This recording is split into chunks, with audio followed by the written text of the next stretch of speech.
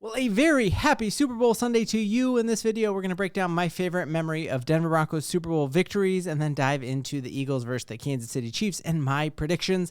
If you're new to the channel, I'm a diehard Denver Broncos fan named Ben, born and raised in North Glen, Thornton area, and moved to Michigan during COVID.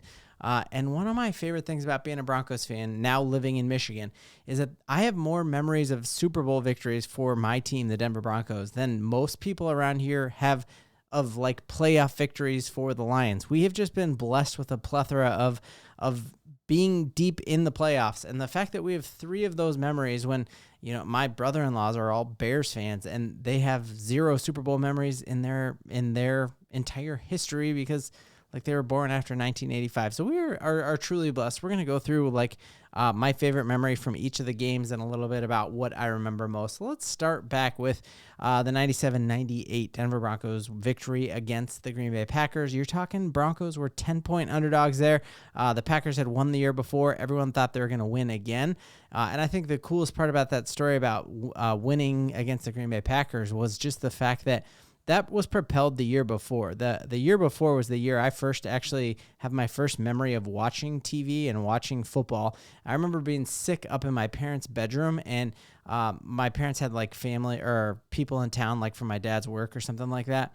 And he was like entertaining, and they weren't Broncos fans. So he kept coming up to the room to check the Jacksonville Jaguars against the Broncos game. And every time he came up, he was so mad because the Broncos were big favorites against the new Jacksonville Jaguars. And they lost that game. And John Elway, Alfred Williams, Terrell Davis, all of them talk about the fact that it was that loss, that like gut-wrenching loss that propelled them to then win back-to-back Super Bowls. So flash forward to the Broncos making the Super Bowl that next year, Super Bowl 32, made it as a wild card. And so that was why I was so hopeful this year for the Broncos, was that it is possible to have a wild card team in the Super Bowl and make it.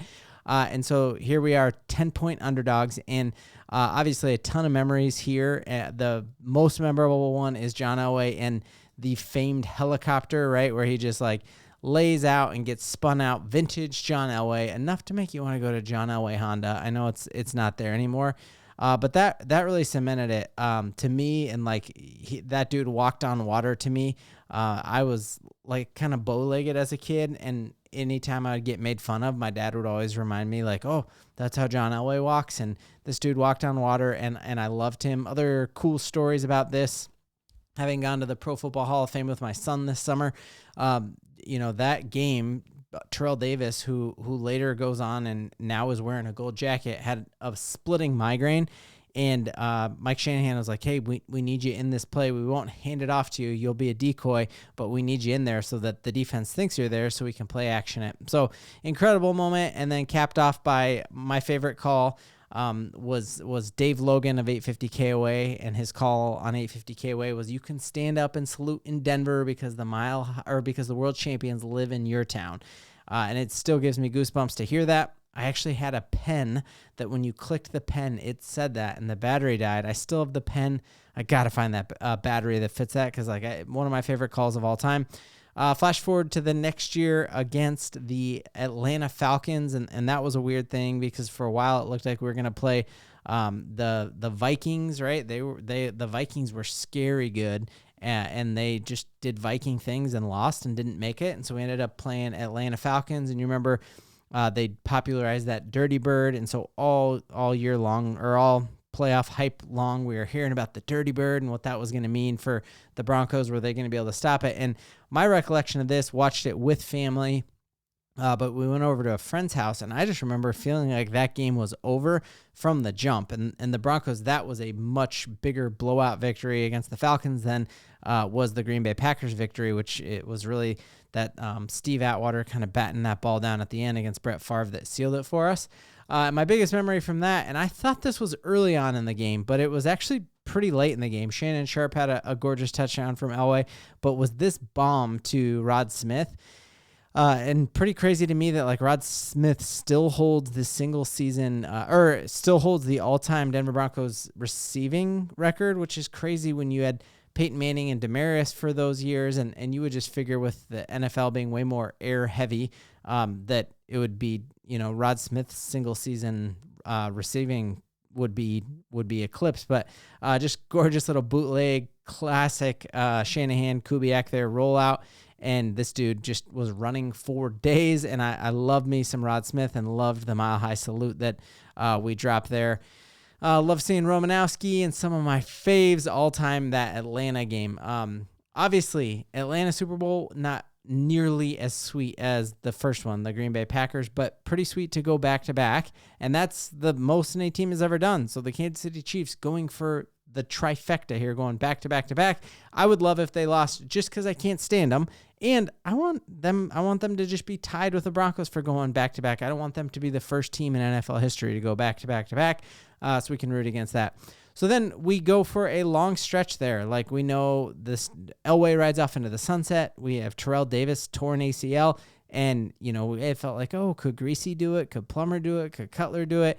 It was a long, long time until we got back to the mountaintop. So when I think about my actual favorite Super Bowl, I was spoiled that the first season I ever watched start to finish, watched every game, was our 97-98 Super Bowl championship against the Green Bay Packers. It was all I knew. And so I didn't even know what to take for granted. So my favorite Super Bowl was actually Super Bowl 50 because I had felt the long span and I knew how much that meant. I had the agonizing time of losing to Russell Wilson in the Super Bowl where the snap goes over Peyton Manning's head. And I was teaching in Illinois in like a suburb of Chicago there at the time the Broncos lost that. I was student teaching at the time.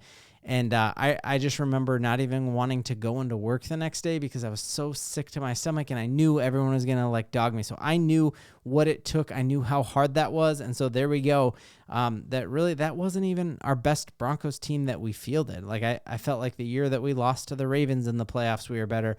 Even the year that we lost to Seattle, I thought we were a better team. But you just have Peyton Manning, the sheriff, and DeMarcus Ware give the pregame speech to Vaughn and all the boys and got them hyped out of their mind. You had Von Miller, who was drafted second overall, Cam Newton drafted first overall, and I think he had something he wanted to prove, and Von Miller completely wrecked that game. And you have Super Bowl MVP, which is wild when you had Peyton Manning. And Peyton Manning winning this Super Bowl, like, I love him to death, but that was the worst Peyton Manning we ever had, and he retired the next year. He was a shell of himself, but still had so much between the ears that he could get it done, so much as a leader that he could get it done. And again, this is why the future is so bright for Bo Nix of like, if you have a amazing defense, you don't need that great of a quarterback play. And I could make a very solid argument that I think Bo Nix at this point in his career is better than Peyton Manning was at that point in his career, physically at least. He still has a ton to learn, but my favorite moment of this game was definitely the strip sack and just the demoralization here of Cam Newton as he refused to even go down on that. He saw the writing on the wall there. He was lambasted about it. There were memes. Vaughn still gets asked about it to this day that he made a business decision there because he knew the Broncos were in the backfield all day. And I just absolutely adored this team. Loved the chemistry he had with Derek Wolfe, with Von Miller, with DeMarcus Ware. Like, it was just an incredibly fun team to watch. Obviously, the no-fly zone. So my favorite Super Bowl 50. Let me know in the comments if you're a lifelong Broncos fan. Of those three, which one was your all-time favorite? Or are you kind of like me where you're like, you know what, my favorite is our next one. My favorite's the one we are going to win with Bo Nix and Sean Payton, because I know that's going to happen.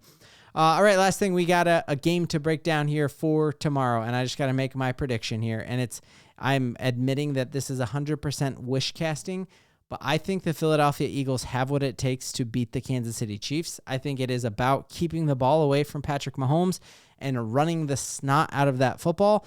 The game that we lost to the Chiefs this year on a blocked field goal, we had 70 yards rushing, and it was Audric Estime just blasting the interior, and I think Saquon Barkley is going to run the snot out of the ball.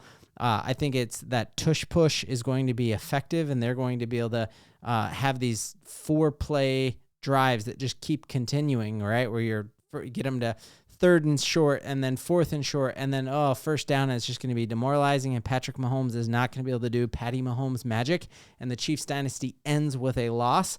So let me know in the comments your favorite Broncos moment, and what is your prediction. Please don't let the Chiefs win the Super Bowl, and we've got a ton to believe in.